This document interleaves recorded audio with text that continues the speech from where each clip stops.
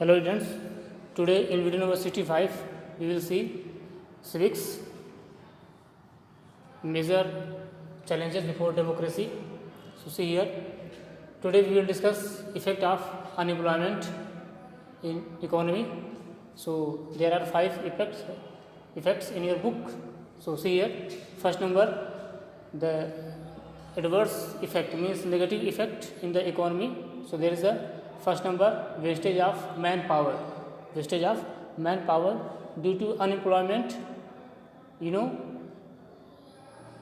are unable, do not use the energy of huge population, means the population which is unemployment. So we can't use their energy in a productive way, in positive way. Okay, so first number wastage of man power. आप कह सकते हैं कि unemployment की वजह से जो एक बड़ी मात्रा में जो पॉपुलेशन है उसकी जो एनर्जी है, उसकी जो इफ़िशियंसी है, वो हम प्रॉपर तरीके से यूज़ नहीं कर पाते. Second, hindrance of economic development. Hindrance means यहाँ पे होता है उसको एक तरह से धक्का लगना. ऑफ इकोनॉमिक डेवलपमेंट, हमारा इकोनॉमिक डेवलपमेंट डिस्टर्ब हो जाता है because due to unemployment there is a less income of people. Due to less income there is a less saving, and due to less saving there is a less investment, and due to less investment there is a less growth. Okay, तो चाहे वो person हो चाहे वो country हो, यदि income नहीं होगी तो सेविंग नहीं होगी, सेविंग नहीं होगी तो इन्वेस्टमेंट नहीं होगा, और इन्वेस्टमेंट नहीं होगा तो उसका प्रॉपर ग्रोथ नहीं होगा, जो कि हमारी जो ग्रोथ है इकोनॉमी की कैसी हो जाती है, slow. Then third number, wastage of resources.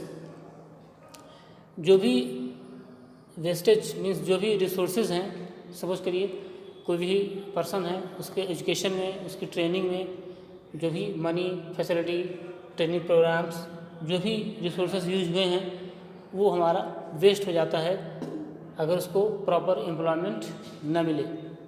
Okay, जो अपना यूथ है उसकी पढ़ाई लिखाई में, उसकी जो फैसिलिटी है, उसकी जो ट्रेनिंग प्रोग्राम्स हैं, सब क्या हो जाते हैं, वेस्ट, अगर उसको प्रॉपर एम्प्लॉयमेंट नहीं मिलता तो एक तरह से आप कह सकते हैं कि it is also wastage of resources. Due to unemployment there is a wastage of resources. Then social problem.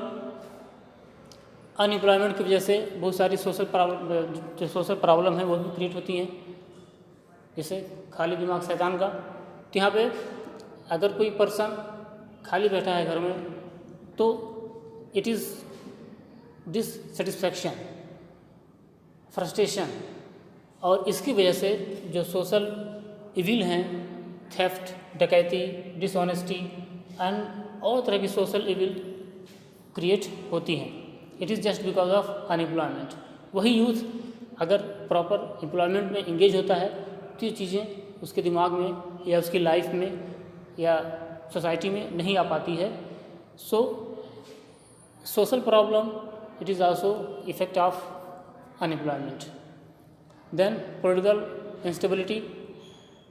जो सरकारें हैं वो बनती हैं, बिगड़ती हैं, और ख़ासकर बिगड़ने का अधिक चांस होता है क्योंकि पीपल में there is a dissatisfaction, anger among people against government. जब गवर्नमेंट को रिमूव करने में असफल होती है तो लोगों का जो डिससेटिस्फैक्शन है, एंगर है, वो गवर्नमेंट के खिलाफ जाता है और कहीं ना कहीं गवर्नमेंट गिर जाती है, चेंज हो जाती है. That is called political instability.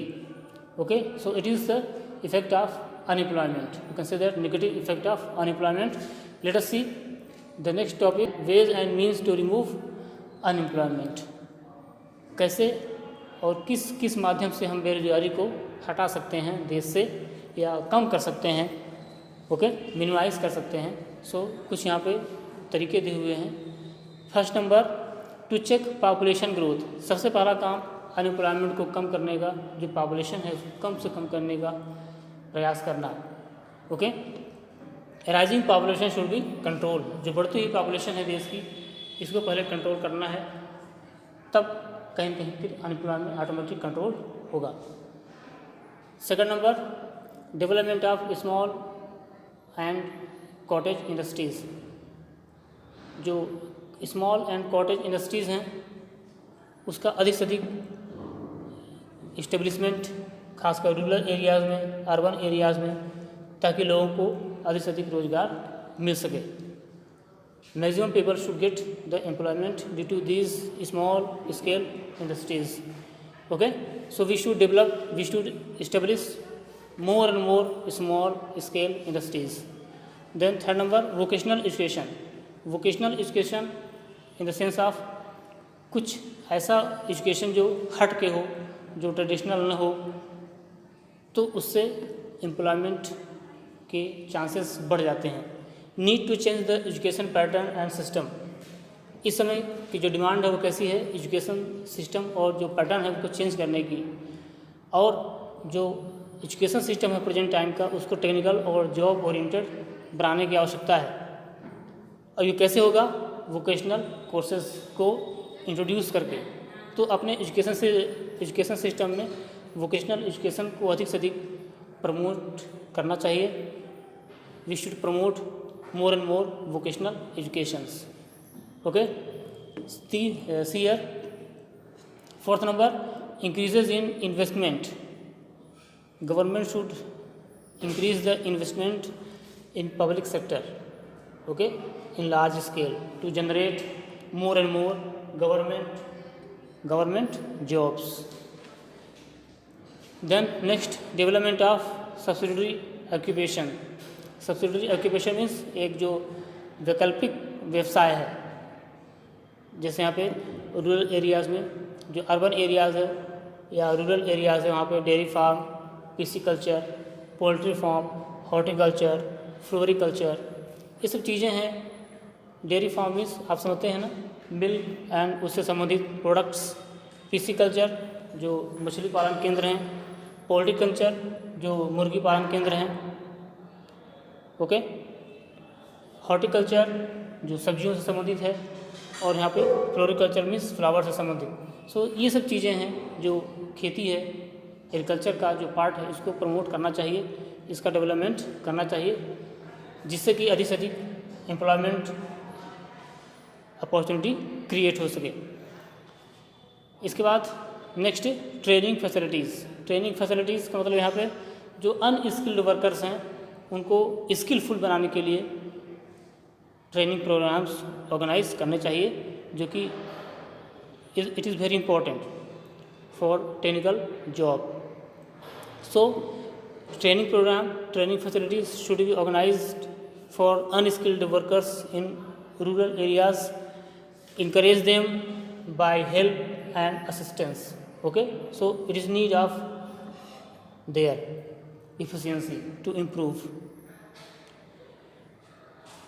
Then next, extension of rural employment schemes means जो गवर्नमेंट स्कीम बनाती है रूरल एरियाज़ में एम्प्लॉयमेंट के लिए, so we should generate, we should apply, means government should apply more and more. Suppose that यहाँ पे self employment programme जो government के द्वारा चलाया जाता है, जवाहर रोजगार योजना, समृद्धि योजना, ये जो चीज़ें हैं ये अधिक से अधिक गवर्नमेंट के द्वारा मैक्सिमम एरियाज़ में इसको इंट्रोड्यूस और इम्प्लीमेंट करना चाहिए, ताकि एम्प्लॉयमेंट अपॉर्चुनिटी जनरेट हो सके।